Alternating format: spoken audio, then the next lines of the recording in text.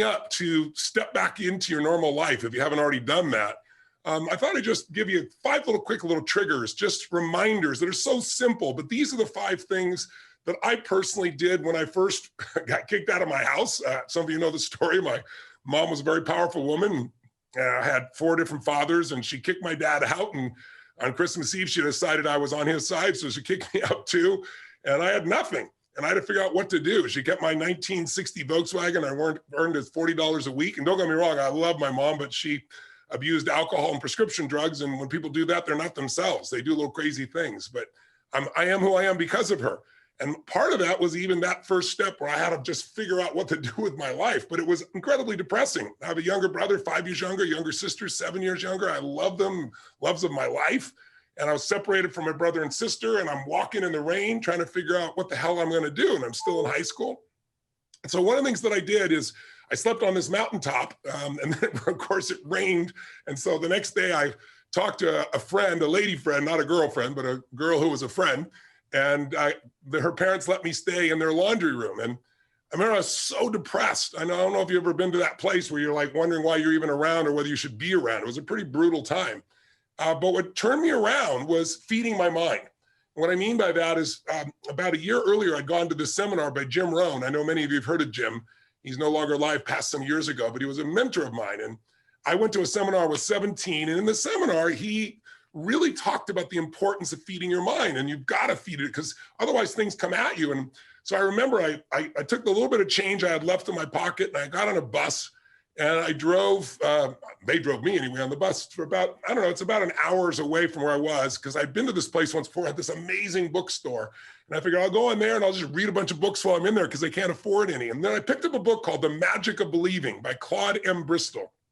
And in this book, it talked about training and conditioning your mind and how what goes in your mind becomes the experience of your life and how to do it. And I was so depressed, I didn't know what to do. And so I went, and I'll never forget, I went back to this little laundry room, and there was a mirror there. And the book said, put your goals on the mirror so you look through your own eyes into your goals, and you see in your own eyes, and you read those goals. Do it with soap. And so I did it in the mirror. And then I made these little posters that said things like, only a loser is depressed. Now, that's not true.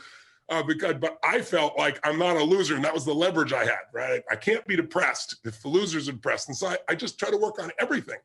But gradually I started turning my life around, and I did 5 things, and I did them again. I got to tell you, multiple times in my life when I hit really bad places, when I was told I had a tumor in my brain and that, I might die, when I buried all 4 of my fathers over the course of a year and a half and my mother. Those are rough times. They start to shift you. When 2008 happened and looked like everything was going under, and I went back and I reapplied them here at the beginning of the pandemic as well. So they're really simple. But first, of the 5 keys to transform your life, I don't care where you are, how great it is, if you can get to the next level when you wake up in the morning. It doesn't have to be an hour workout, even 30 minutes. It can be something as little as 5 or 10 minutes. There is not a day when I wake up, I've shared with some of you this already. First thing I do, I go outside, and if I'm lucky enough to be at one of my homes anyway, I have homes in different parts of the world because I've traveled the world and done this. So I'm very fortunate, but I have a cold plunge I've installed in everyone, 56 degrees. In my home in Sun Valley, Idaho, I don't have a cold plunge. I don't need it. I walk through the snow in the winter, or in the summer, I walk through the grass, and I get in the river. And literally, the river is usually about 39 to 42 degrees, to give you an idea. Every cell in your body is moved. The blood rushes through everything, right?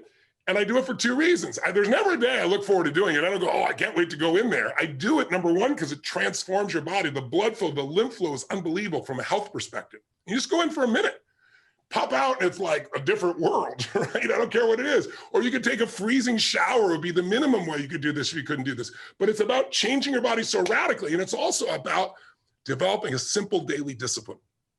It's like, I don't negotiate with myself. I tell my brain, I don't go, oh, wait, I'm not ready. Or let me count to 10, or maybe I'll do it tomorrow.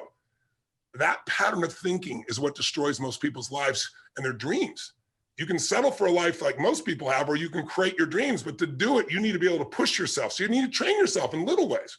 Or it could be just going and lifting weights, and you're going to do like 10 minutes of pushing yourself, or a sprint, or a really fast walk, anything. Because when you get your blood pushing, when you push beyond what's comfortable, it develops this determination inside you, this sense of will that you will then use everywhere else. I always say, if you discipline yourself in one area of your life, you're going to be able to do even more in other areas. You get momentum. Momentum is everything. So If you train your mind, great, but you got to train your body as well in some way. And I don't care, again, if it's 5 or 10 minutes where you really push yourself or a full-blown workout, it's got to get there, because when you do that regularly, you're going to find yourself having a better mind. The mind and body can't be separated. They're completely connected. You work on both of them, you're going to have a different world, and you're not going to be shut down. And when other people are like, oh, it can't be done, just move, I'll handle it. It's a different way of being, isn't it? Third key, in order to really believe you can turn things around, you need a role model. And so throughout my life, I looked at different ones. The earliest one I looked for, since I grew up poor and we had no money, and that seemed to be the real issue. My mom left all 4 of my fathers. But as I look back on it, it really wasn't money. They could have had all the money in the world and they still would have fought. But it looked like money. So I thought, wow, if I could make money, my family will never have this pain. So I looked around for role models. And I grew up in a place where there were no financial role models. Everyone was broke. We didn't have money for food. It's why I provide 100 million meals a year through Feeding America for the last 6 years. By the way, we're up to 700 million meals now. I said we'd feed 1 billion in 10 years. We're a year ahead. We're going to hit it. But the bottom line is it comes because I had nothing. And I found, it's like, who also started with nothing like me and then turned it around and grew, and who comes from humble beginnings. And I saw, Sir John Templeton. Some of you may have heard of him, brilliant man. First billion